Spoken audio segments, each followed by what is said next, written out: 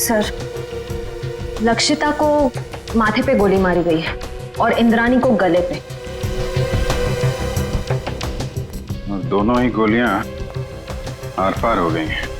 हाँ सर, और दोनों के शरीर पे कोई चोट या खरोच के निशान नहीं है। मतलब मौत से पहले हाथापाई नहीं हुई?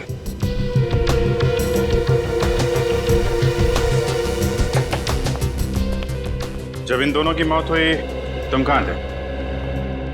साहब आगे नाके पे पान की दुकान है, मैं वही पान खाने गया था साहब। ड्यूटी छोड़कर पान की दुकान के चक्कर लगाते हो? सब मेरी गलती है साहब। मैं जब वापस लौटा तो देखा वो तीनों खूनी भाग रहे थे साहब। तुमने खूनियों को भागते हुए देखा? हाँ साहब, लक्षिता मैडम और इंद्राणी मैडम के दुश्मन थे साहब।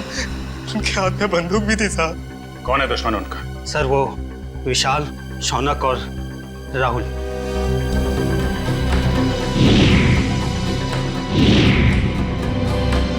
विशाल, शौनक और राहुल, ये तीनों तो वही है ना जिनके घर हथियार लेते तुम्हारी मैडम ने? ठीक कहा सर आपने। मैंने तो कई बार इंद्राणी मैडम और लक्षिता मैडम को कहा था कि प्लीज आप अपना पर्सनल बॉडीगार्ड रख लीजिए, लेकिन नहीं सर, अब प्रॉपर्टी के काम में दुश्मनी तो होगी सर। यहाँ घर में कोई और भी था इनके साथ? नहीं साहब, फार्म हाउस पे वो दोनों अकेली थी साहब। लेकिन फार्म हाउस पे काम करने वाली शक्कू भाई वो भी नहीं आई थी साहब। सर,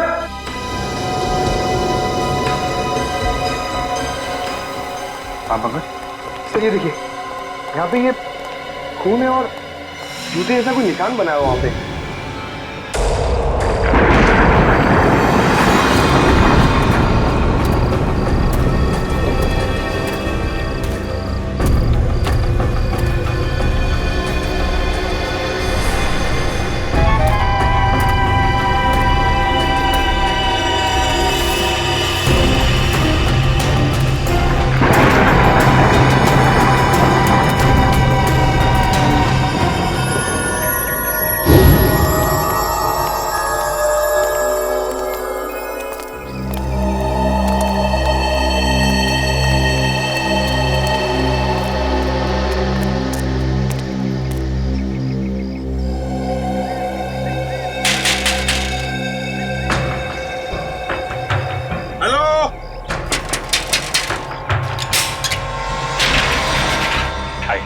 क्या है?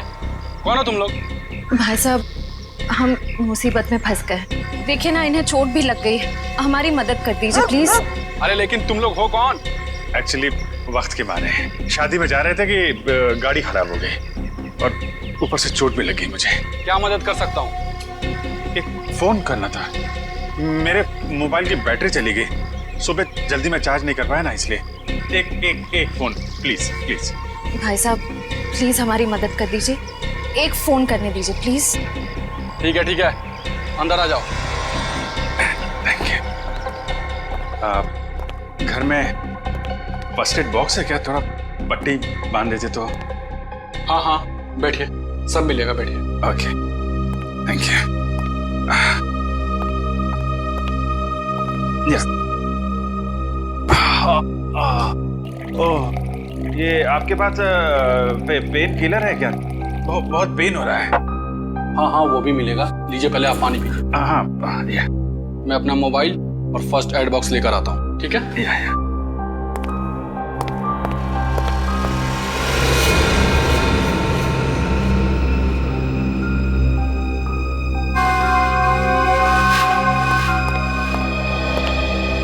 सही टाइम हो गया है।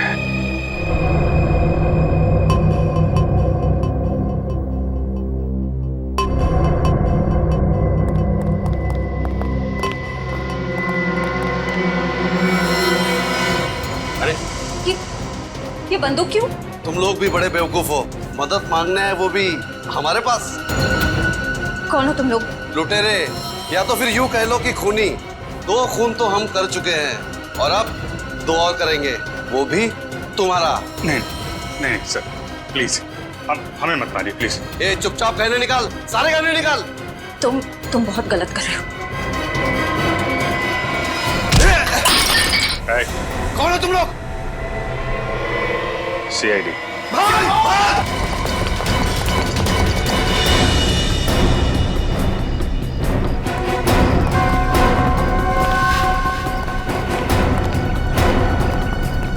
सीआईडी के सामने से भागना इतना आसान नहीं, वो भी दो दो खून करके।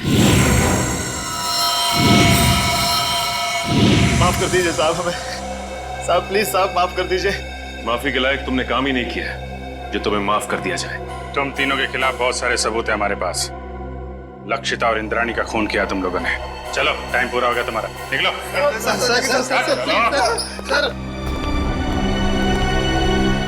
Good job. Thank you sir. चलो। जैसे कि आप देख रहे हैं, हम फिलहाल सीआईडी ब्यूरो में हैं, वहाँ से लाइव रिपोर्टिंग कर रहे हैं। पहले की तरह इस बार भी सीआईडी ऑफिसरों ने खतरनाक लैंड माफिया, जी हाँ लेडी डॉन लक्षिता और इंद्राणी के खूनियों को पकड़ लिया है। उन तीनों खूनियों का नाम है विशाल, शौनक और राहुल। आइए अब सुनते हैं एसीपी प्रद्युमन का क्या कहना है। लक्षिता और इंद्राणी इन दोनों के खूनी पकड़े गए हैं और उन्होंने अपना गुनाह कबूल भी किया है। मगर आप लोगों ने इन तीनों को इतनी जल्दी पकड़ा कैसे? कभी कभी सबूत और फोरेंसिक की जांच जब सही दिशा में हो तो खूनी को पकड़ने में ज्यादा देर नहीं लगती। सर ये तो बहुत हाई प्रोफाइल केस है, इसमें दो दो माफिया डॉन्स का मर्डर हुआ है। क्या आपको किसी प्रकार का प्रेशर फेस करना पड़ा? हाँ कभी कभी प्रेशर तो होता ही है, मगर हमने सबूत भी ऐसे इकट्ठे किए कि उन्हें हम फांसी तक पहुंचा ही देंगे।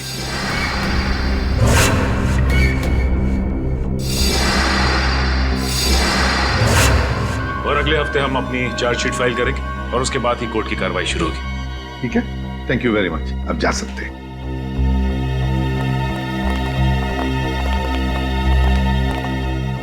क्या हुआ दया? चुप क्यों? क्या परेशानी है? सर पता नहीं क्यों मेरा दिल नहीं मानता कि ये तीनों खूनी हैं। क्या? क्यों? सर फोरेंसिक रिपोर्ट और क्राइम सीन के इन्वेस्टिगेशन से तो यही साबित हुआ है कि खून उन तीनों ने ही किया है। तो सबसे बड़ी बात तो ये है सर कि उन तीनों ने अपना गुनाह कबूल कर लिया है कि उन्होंने खून किए।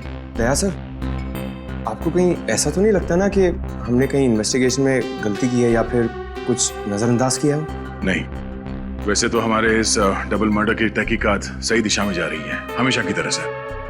इस बार भी हमने सारे सबूत इकट्ठा कर लिए, पर पता नहीं क्यों मुझे कुछ सही नहीं लग रहा सर। जो दिख रहा है शायद वो है नहीं और जो है वो दिख नहीं रहा। आसान के बोल। शादी कर रहा है? क्यों जा रहा है? क्या?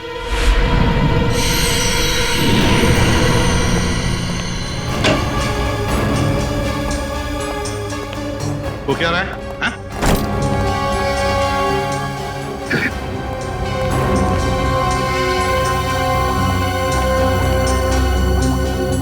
अरे डॉक्टर साहब आखिर बात क्या है?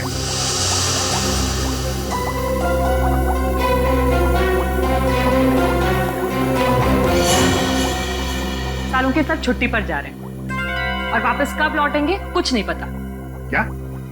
छुट्टी पर जा रहे हैं? तू छुट्टी ले कैसे सकता है? हा? अरे यार इस पे इतना हाइपर होने की क्या जरूरत है? हाँ? मैं छुट्टी पे जा रहा हूँ क्योंकि मेरी तबीयत ठीक नहीं है और मैं अपने घर जा रहा हूँ छुट्टियां लेकर के, किसी दूसरी दुनिया में नहीं जा रहा हूँ। क्योंकि मुझे इस लैब में ये इन लाशों से, इस केमिकल सेक्शन से मेरी तबीयत खराब होती है। मैं थोड़े दिन आराम करना चाहता हूँ, बस इतनी सी बात है। बस इतनी सी बात है। ये कौन है? तुम कौन? सर मैं इनकी पर्सनल नर्स हूँ, मेरा नाम मोनिका है। एक्चुअली इनकी ईसीजी रिपोर्ट्स बहुत खराब आई हैं, इसीलिए डॉक्टर ने इन्हें कंप्लीट रेस्ट करने के लिए बोला है। पागल हो गया तू? बता क्यों नहीं पहले तूने? क्या बताता? मुझे अब खुद पता चला है तो मैं तुम्हें पहले क्या बताता? लेकिन सालों के साथ तब तक फॉरेंसिक डिपार्टमेंट की जिम्मेदारी कौन संभालेगा?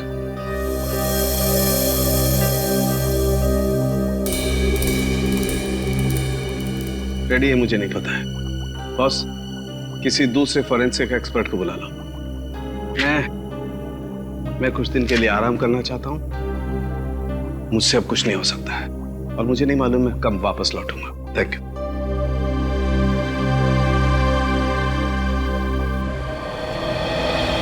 अच्छा हुआ आप लोग आ गए। बात क्या है तारिका? यहाँ पे क्यों बुलाया तुमने हमें? मुझे तुमसे जो बात कहनी है, पता नहीं उसका रिएक्शन क्या होगा, लेकिन बात कहना जरूरी है। सालू के सर का बर्ताव और उनके काम करने का ढंग कुछ दिनों से बहुत बहुत अजीब हो गया है। क्या मतलब है तुम्हारा? देखो आप लोग प्लीज मुझे गलत मत समझिए।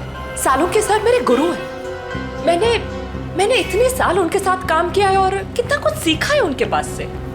लेकिन इस केस की फोरेंसिक जांच उन्होंने ठीक से नहीं की। कितनी सारी बातों को उन्होंने अनदेखा किया है। कितनी सारी चीजों का तो अभी तक उन्होंने ढंग से टेस्ट भी नहीं किया। तारिका, तुम समझ रही हो, तुम जो कह रही हो उसका क्या मतलब हो सकता है? तारिका, 16 साल से सालू के साहब हमारे साथ काम कर रहे हैं। वो सीआईडी को गुमराह क्यों करें? अगर तुम्हारा शक गलत निकला तो?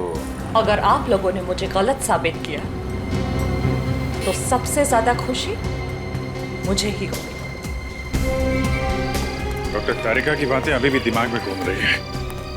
आज तक कभी सालू के साहब के लिए उसने कुछ नहीं कहा, लेकिन आज ये समझ में नहीं आ रहा है अब हमें क्या करना चाहिए। कभी लगता है कि डॉक्टर सालूंके कभी ऐसा कर ही नहीं सकते। कभी लगता है कि मेरा शक सही था। कहीं ना कहीं इस केस में हमसे कुछ गलती हो रही है। ना एक्सपीरियंस आदमी है सालूंके साहब, लेकिन फिर क्या करें? एसीपी साहब को बोलना है? नहीं अभिजीत, भले एसीपी साहब डॉक्टर सालूंके से झगड़ते हो, पर वो कभी नहीं मानेंगे कि फॉरेंसिक रिपोर्ट डॉक्टर साहब ने ठीक नहीं बनवाई। ये बात तो है।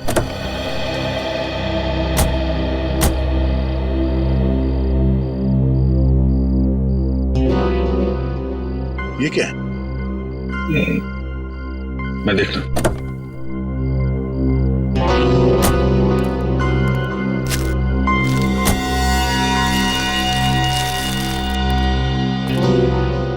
चॉकलेट पेपर जैसा लगता है। चॉकलेट पेपर इतने प्यार से फोल्ड करके किसी ने वाइपर पे क्यों रखा?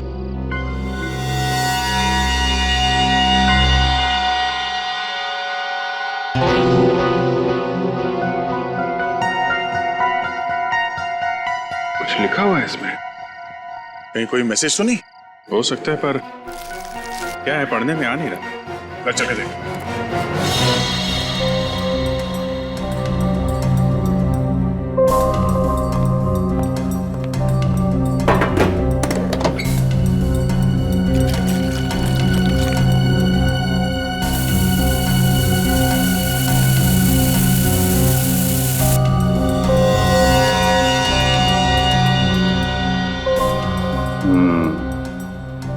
इनविजिबल इंक से लिखा गया था, hotel red central. Hotel red central? Lakshita और इंद्राणी की काम वाली सकूबाई ने भी होटल रेड सेंट्रल का ही नाम लिया था। लक्षिता मैडम और इंद्राणी मैडम 10 सितंबर को रेड सेंट्रल होटल में जाने वाले थे।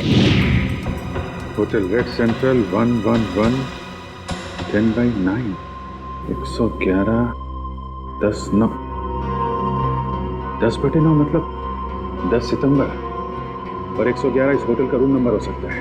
10 सितंबर को लक्षिता और इंद्राणी का खून हुआ था।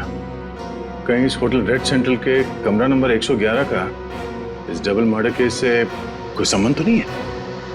हो सकता है दया, इसका पता लगाना पड़ेगा।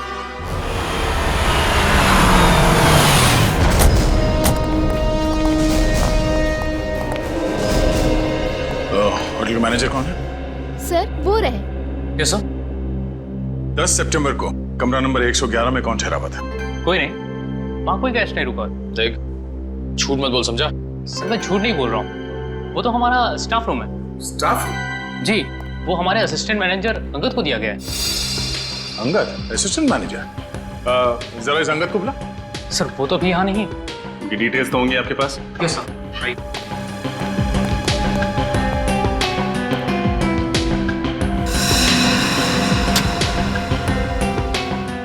ये अंगद इस वक्त कहाँ होगा, कुछ मालूम है? नहीं सर, अंगद सर अचानक कहीं चले गए हैं। अचानक कहीं चले गए? हाँ सर, 10 तारीख को शाम को 6:30 से 7 के बीच वो रूम की चाबी लेकर बाहर निकला और आते ही बोला कि उसे मुंबई से बाहर जाना है, उसे कुछ दिनों के लिए छुट्टी चाहिए। और कहाँ गया ये बता के नहीं गया? नहीं सर, इनफैक्ट वो अपना सामान लेने अपने रूम में भी नहीं आया। और उस दिन से उनका कमरा खोला भी नहीं गया है। तो आप खोलिए, हमें कमरा नंबर 111 की तलाशी लेनी है। पूरी राहुल, विशाल और शौनक, इन तीनों के खिलाफ चार्जशीट फाइल करने से पहले सब कुछ अच्छी तरह से दोबारा चेक करो।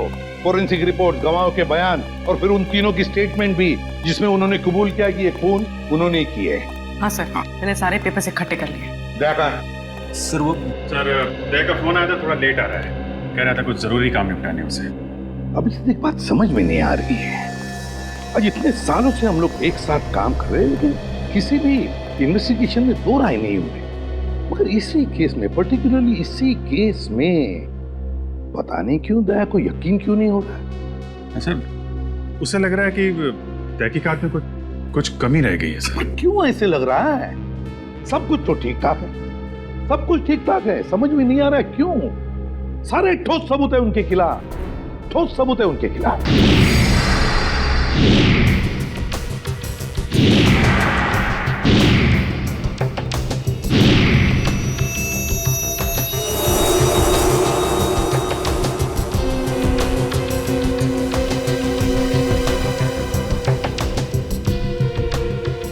सर, लक्षिता को माथे पे गोली मारी गई है और इंद्रानी को गले पे। दोनों ही गोलियां आर पार हो गई हैं। हाँ सर, और दोनों के शरीर पे कोई चोट या खरोच के निशान नहीं है। मतलब मौत से पहले हाथापाई नहीं हुई?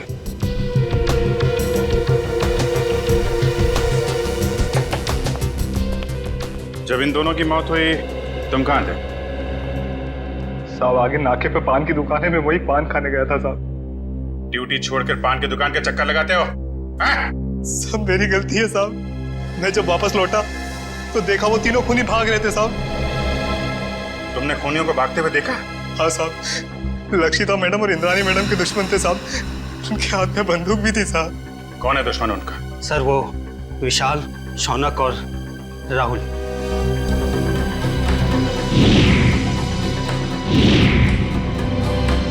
विशाल, शौनक और राहुल, ये तीनों तो वही है ना जिनके घर हथियार लेते तुम्हारी मैडम ने? ठीक कहा सर आपने। मैंने तो कई बार इंद्राणी मैडम और लक्षिता मैडम को कहा था कि प्लीज आप अपना पर्सनल बॉडीगार्ड रख लीजिए, लेकिन नहीं सर, अब प्रॉपर्टी के काम में दुश्मनी तो होगी सर। यहाँ घर में कोई और भी था इनके साथ? नहीं साहब, फार्म हाउस पे वो दोनों अकेली थी साहब। लेकिन फार्म हाउस पे काम करने वाली शक्कू भाई वो भी नहीं आई थी साहब। सर,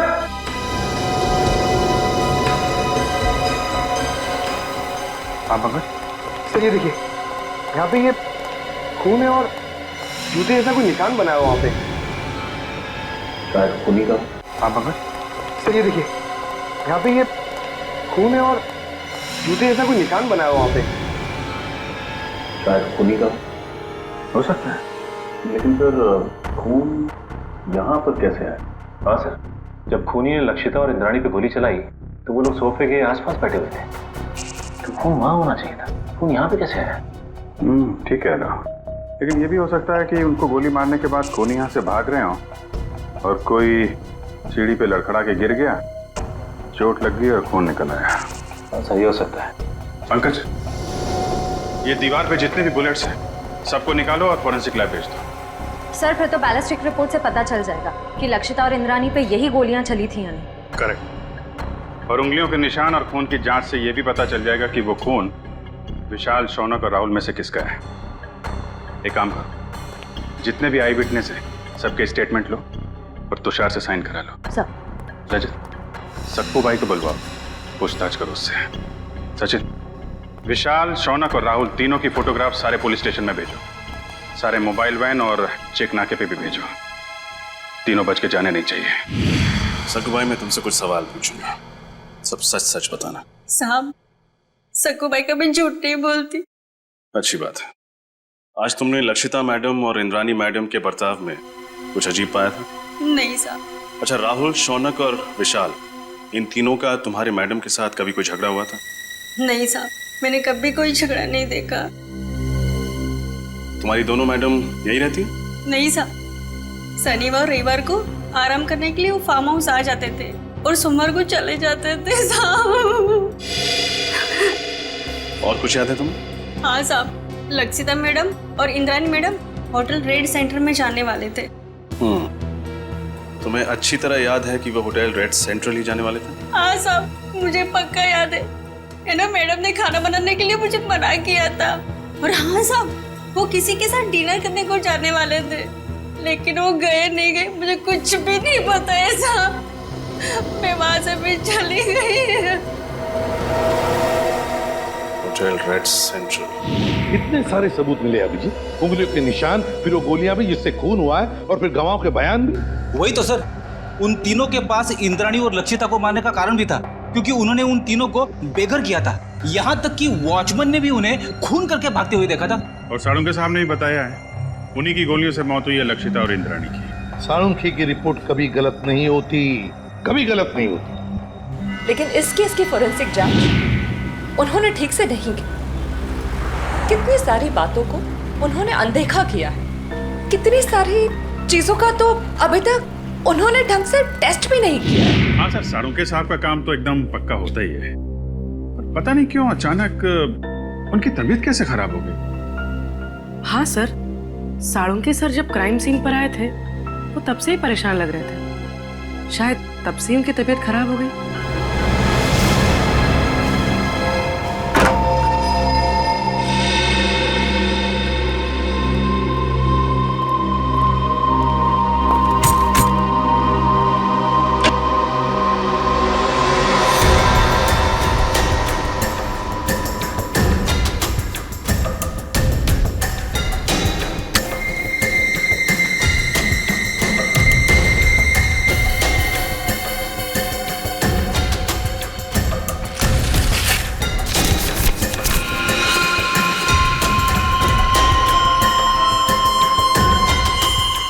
ये तो ब्लड सैंपल कलेक्ट करने की बॉटल है।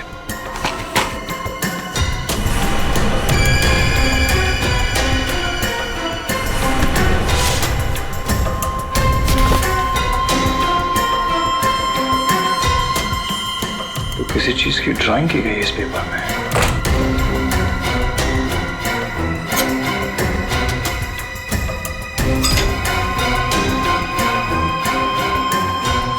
उंगलियों के निशान।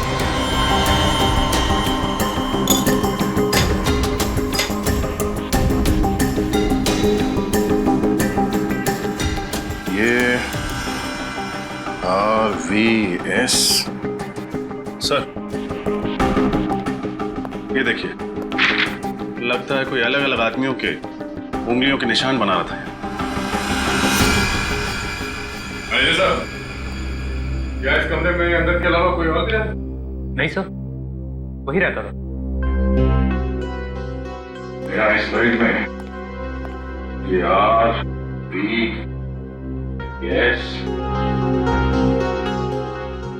RVS क्या हो सकता है सर? कहीं ये R से राहुल, S से शौनक और V से विशाल तो नहीं? सर, लेकिन अंगद ने इन तीनों के फिंगरप्रिंट्स उठाए कहां से? पानी के गिलास पर से या फिर टेबल के ऊपर से?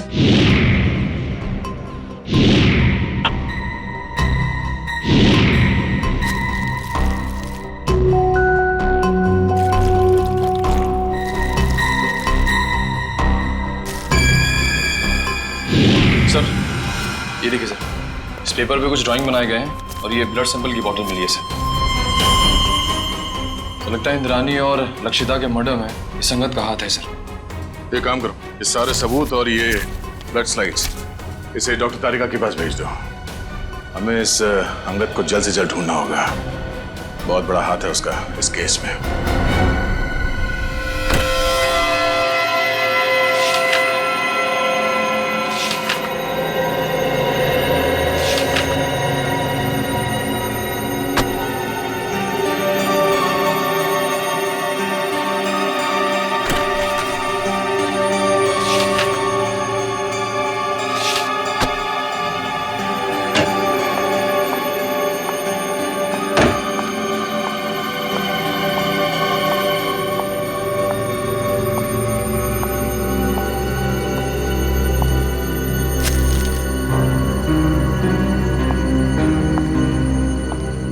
सब आप सचमुच जा रहे हैं?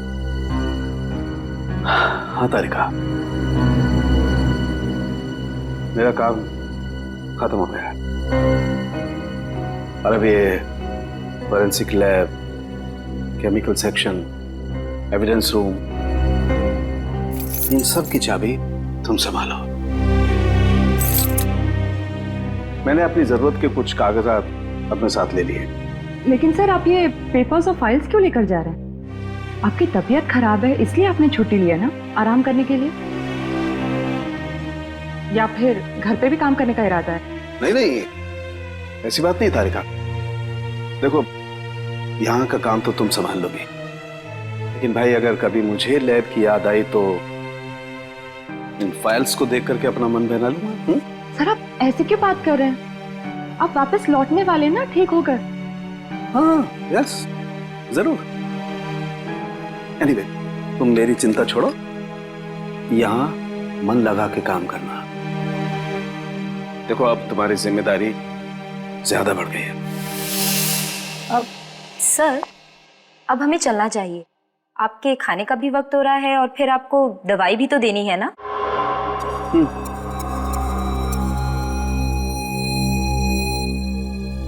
ओके तारिका।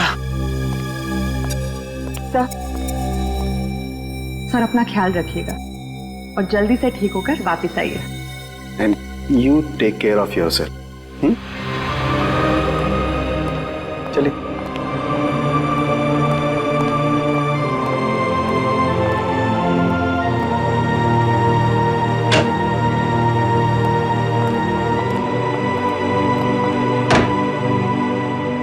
अंगद के कमरे से मिले सबूतों की जांच शुरू करनी पड़ेगी।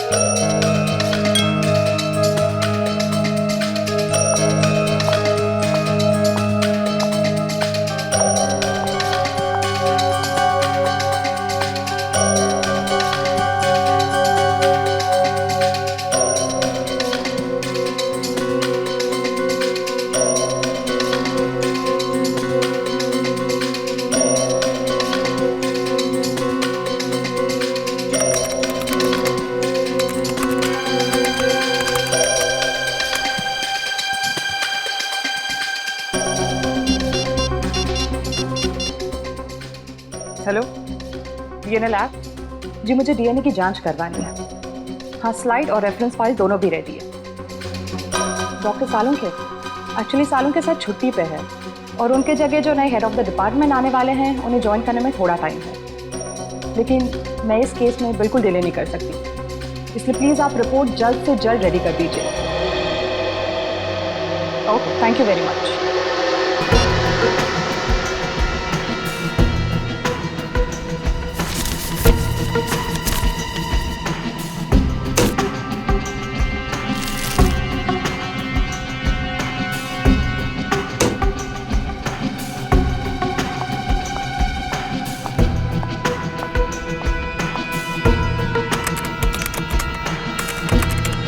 ओह गॉड, ये कैसे हो सकता है?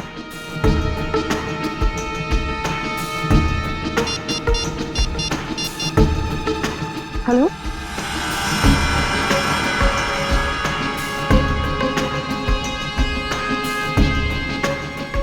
क्या आपको पूरा यकीन है कि वो खून उन्हीं का है? न जाने डॉक्टर तारिका को आप क्या पता चला है। जब उनका फोन आया था तो काफी परेशान लग रही थी। कोई तो बड़ी बात होगी अभिजीत। मुझे लगता है लक्षिता और इंद्राणी के मर्डर केस को रीओपन करना चाहिए और नए सिरे से तहकीकात करनी चाहिए। हमारा शक सही निकला। फिंगरप्रिंट और डीएनए रिपोर्ट।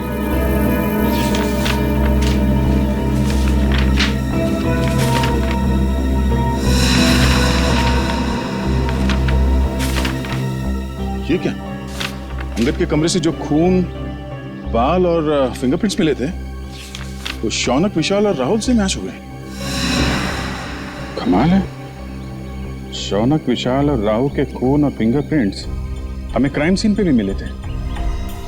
लक्षिता के पनवेल वाले फार्म हाउस पे, जहाँ पे उनकी लाशें मिली थी हमें।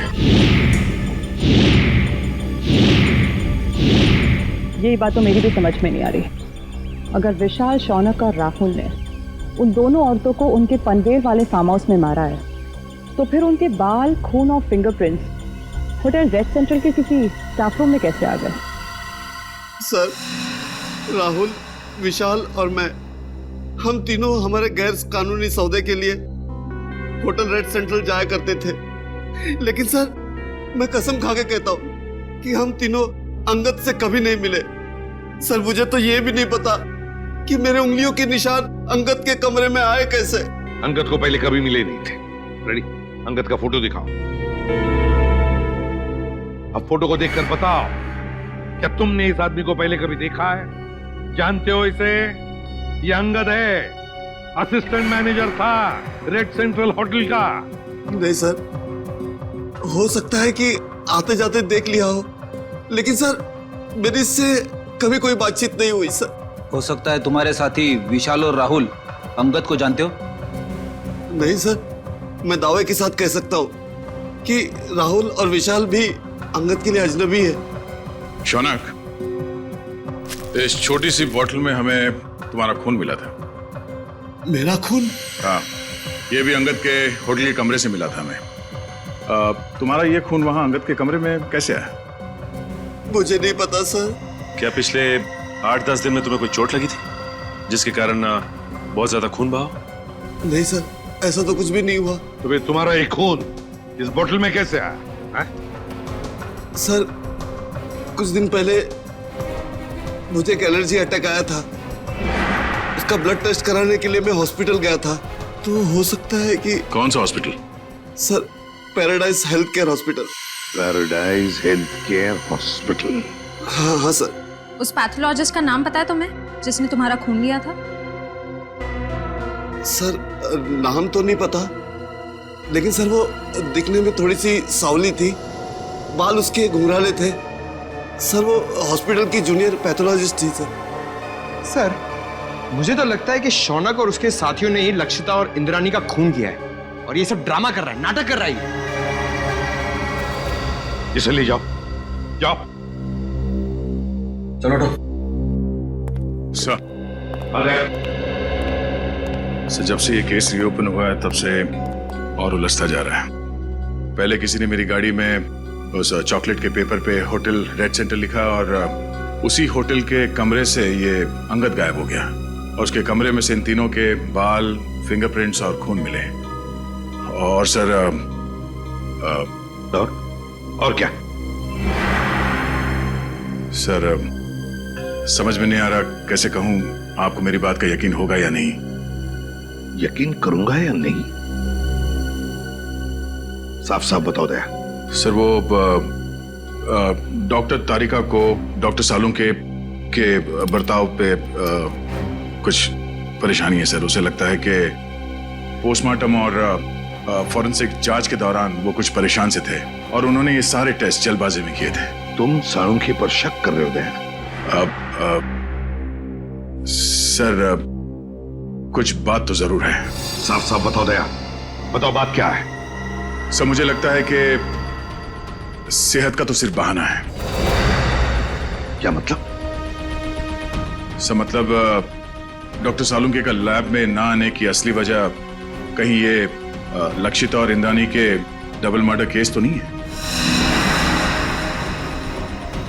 अगर ये बात है दया, तो सालुंके से मिलना पड़ेगा।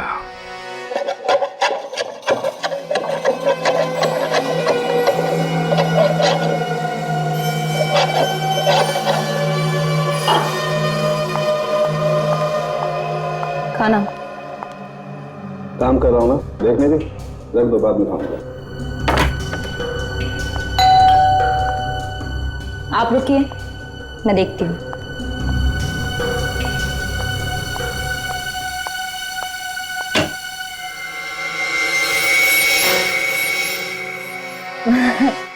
सर, आप आइए ना प्लीज। अरे प्रद्युमन, दया, अरे आप सब लोग यहाँ? हाँ, तू इतना चौंक क्यों गया हमें देखकर? नहीं मतलब आप सब लोग यहाँ मेरे घर पे इस वक्त किस लिए? हम ये पूछ रहे हैं कि आपकी तबीयत कैसी है। वैसे तो हम यहाँ फोन करके आना चाहते थे, पर आपका फोन कब से स्विच ऑफ आ रहा है। हाँ, वो बैटरी का प्रॉब्लम होगा। सर आपकी तबीयत कैसी है अब? मेरी तबीयत के बारे में छोड़ो, आप लोग ये बताओ कि आप लोग यहाँ पर किस लिए आए? क्यों बस कुछ प्रॉब्लम हुई है? आसाम की प्रॉब्लम तो हुई है। हमारी इन्वेस्टिगेशन और तुम्हारे फोरेंसिक रिपोर्ट में कुछ गलती है। हाँ, गलती? हाँ, हो सकती है, गलती हो सकती है। गलती आपके इन्वेस्टिगेशन में हो सकती है, मेरी रिपोर्ट में कोई गलती नहीं हो सकती। मैं कभी कोई गलती नहीं करता हूं। कहीं आप मेरी 16 साल की काबिलियत पर शक तो नहीं कर रहे? सर प्लीज आप नाराज मत होइए, हमें बस लगा कि आपकी तबीयत खराब थी तो शायद गलती से आपसे कुछ चीजें नजरअंदाज हो गई हो, गलती से। डॉक्टर साहब, हम ये नहीं कह रहे कि आपने जानबूझ के कोई गलती की है। हमें बस इस बात की फिक्र है कि किसी बेगुनाह को सजा ना हो जाए। बेगुनाह को सजा नहीं होनी चाहिए। बेवकूफ नजर आता हूं मैं? मेरी शक्ल पर लिखा है कि मैं बेवकूफ हूं? क्या मतलब क्या आपका? 16 साल के बाद आप लोग मेरी काबिलियत पर, मेरी ईमानदारी पर शक कर रहे हैं। 16 साल मैंने ईमानदारी से काम किया और अब आप लोग घुमा घुमा करके ये कहना चाहते हैं कि सालू के बेवकूफ है। इतना गुस्सा क्यों हो रहा है? हा? मैं गुस्सा इसलिए हो रहा हूं बॉस, तुम ये कहना चाहते हो कि 16 साल के बाद सालू के बेईमान है, उसने गलती की है, वो नाकाबिल है। ओके, अगर ऐसा है तो आप इंद्राणी और लक्षिता का पोस्टमार्टम दोबारा करवा लीजिए। That's it, बस। अरे सर, डॉक्टर साहब बात तो सुनिए। ये सालू के सबको हो क्या गया? उन्होंने एक बार भी नहीं पूछा कि हमें उनकी रिपोर्ट में कौन सी गलत बात लगती है। वही तो एक बार भी सालुंखे ने नहीं पूछा कि रिपोर्ट में गलती क्या है।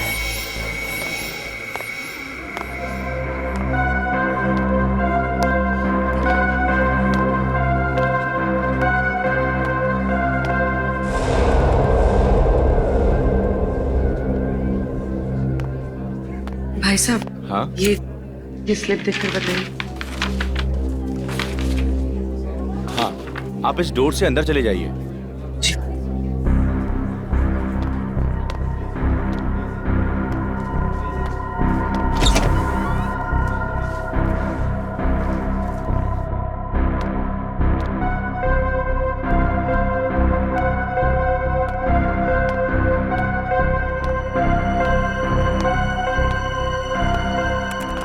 मैडम, ये आप उस कुर्सी पे बैठ जाइए। ठीक है।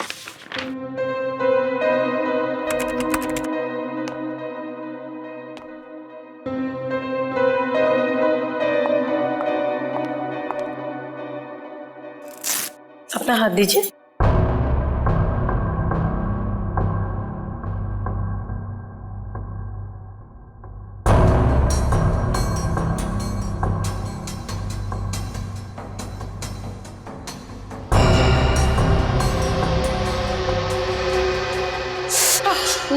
मुझे बहुत डर लग रहा है। घबराइए मत, आपको कुछ नहीं होगा। दीजिए।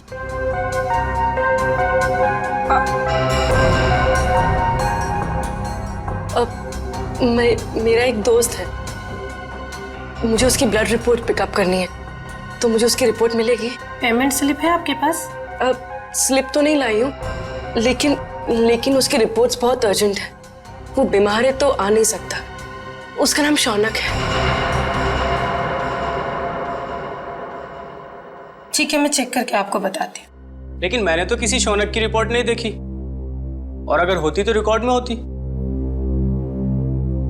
आप यहीं पे रुकिए, मैं देख के बताती हूँ।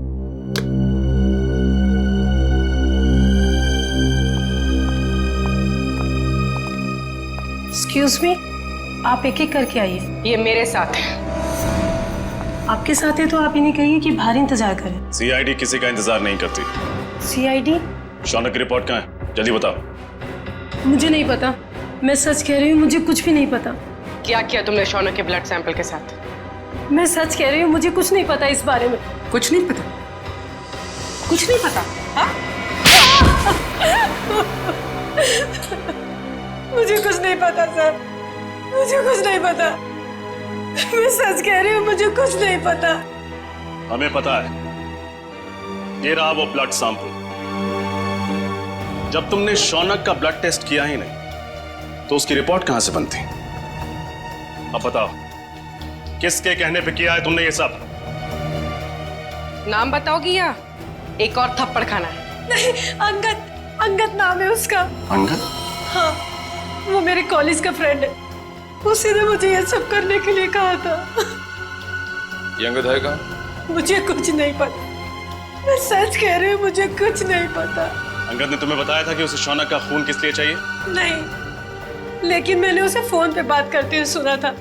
वो किसी से कह रहा था कि गाड़ी मोड़ वाली बेकरी के पास ले आओ। मैंने दोस्त समझ के उसका काम कर दिया और बिल्कुल भी सीरियसली नहीं लिया।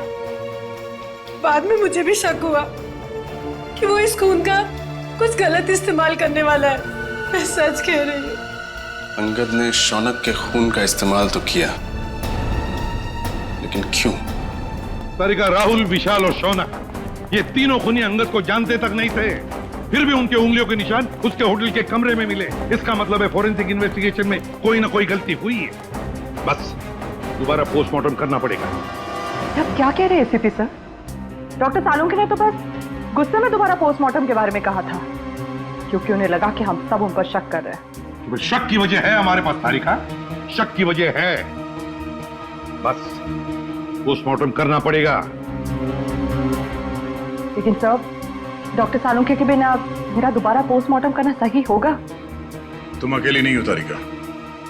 दिल्ली ब्रांच से एक बहुत बड़े फॉरेंसिक एक्सपर्ट आ रहे हैं। जब तक डॉक्टर सालों के काम पर वापस नहीं आ जाते, doctor Sameer he head of department की जिम्मेदारी संभालेंगे। मैं आ गया हूँ सर। आइए आइए doctor Sameer, welcome. Thank you sir. Doctor Sameer, ये है डॉक्टर तारिका। इस केस में आपको इनके साथ ही काम करना है। Hello doctor. Hello doctor Sameer, आपके बारे में मैंने बहुत सुना है। आपको तो जीनियस कहा जाता है। नो डॉक्टर तारिका, रियल जीनियस डॉक्टर सालुंखे हैं, जिनके साथ तुम इतने सालों से काम करती आई हो। ये तो मेरी खुशनसीबी है कि उनकी जगह मैं यहाँ कुछ दिन काम करूंगा। Sir, I am little confused. मेरी समझ में नहीं आ रहा है कि ये दोबारा पोस्टमार्टम की जरूरत क्यों? डॉक्टर समीर, ये फैसला क्यों किया, ये आपको पोस्टमार्टम करने पर ही पता चलेगा। ठीक है सर, फिर मैं अपना काम आज से ही शुरू करता हूँ प्लीज। बिकॉज दोबारा पोस्टमार्टम करना ज्यादा मुश्किल है, ज्यादा वक्त लगता है उसमें। Thank you sir. Nice meeting you. Can we doctor? Sir, Angad के कमरे में से हमें जो फटे हुए कागज के टुकड़े मिले थे, उन टुकड़ों को मैंने जोड़ दिया है। ये देखिए। ये तो एक कमरे का नक्शा है। कमरे के बीचों बीच एक सोफा है।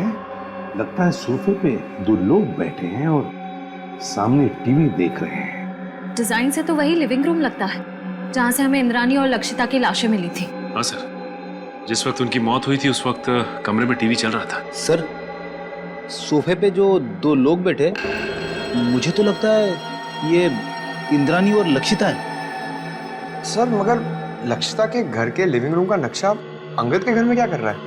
सर, कहीं ऐसा तो नहीं कि ये नक्शा अंगद ने बनाया हो?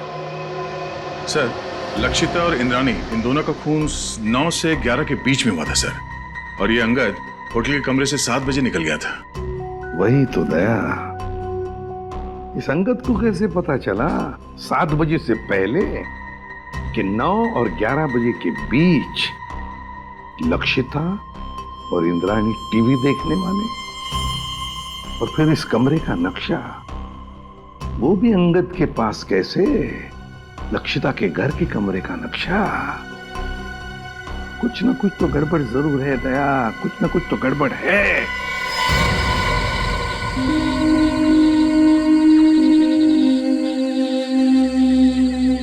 आप लोगों ने पुलिस बीट को फोन किया था? जी हाँ। क्या हुआ यहाँ पे? हम लोग यहाँ से जा रहे थे, तो इस कार को इस हालत में देखा तो आपको फोन किया। आगे की सीट में एक आदमी है, शायद मर गया है।